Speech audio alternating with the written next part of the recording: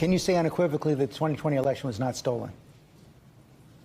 What I've told you is there are states that didn't follow their laws. That is what the state constitution, the U.S. Constitution requires. That's not what I asked. I said, can you say unequivocally that the 2020 election was not stolen? Look, Joe Biden's president. I know you and others want to talk about 2020. We're focused on the future. I know that Joe Biden is president. I'm asking you a different question. Can you say unequivocally that the 2020 election was not stolen? What I've told you, and you've seen this, there are states that didn't follow the laws that are on their books. So you just refuse to say unequivocally that the 2020 election was not stolen? So you want to keep rehashing 2020. We're talking I just want an answer to the question, yes or no. Threats to this country. We've asked, look, we've talked about this before, but again, will you acknowledge that there were states that didn't follow the actual state legislative enacted laws on their books, which the U.S. Constitution says they're supposed to do? I know that every court that looked at whether the election was stolen said it wasn't, rejected those claims. And I asked you a very, very simple question. Now I've asked it, I think, the fifth time that you can't appear to answer. Can you say unequivocally that the 2020 election was not stolen? I told you there were a handful of states that didn't follow their laws. The rest did. Yes or no, was the 2020 election stolen? What I've told you is Joe Biden's the president of the United States. So he he won't answer that question. And of course, George came back. And by the way, people go, well, how do we handle Donald Trump?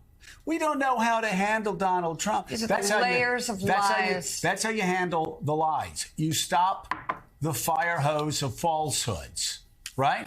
So you don't ask a question once and then move on to 1,000 other questions. You keep asking that question because what did you hear? And George came back and he was right. There were over 60 federal courts that said that the election wasn't stolen. And what Steve Scalise is talking about there is Pennsylvania, which Donald Trump and his lawyers took all the way up to the Supreme Court. And what did Alito and Thomas say in a concurring opinion? There weren't enough votes, even if, for argument's sake, Donald Trump was right with his argument. There weren't enough votes to change the outcome of the race. And yet the lies continue. So Larry, the question is, I think for Democrats, also for members of media, I think George answered the second question pretty well there. But how do you run against opponents that won't even acknowledge what the federal courts and everybody else seem to know to be the truth and the facts? Well, you point that out over and over again.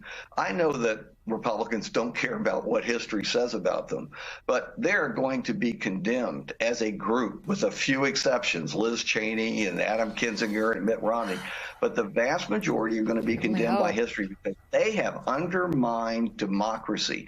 They have threatened the republic with what they have said and done, and they are cowards. They are afraid of Donald Trump, and they won't stand up to him. And as far as I'm concerned, that disqualifies the whole bunch of them. It really does, and it ought to for everybody else.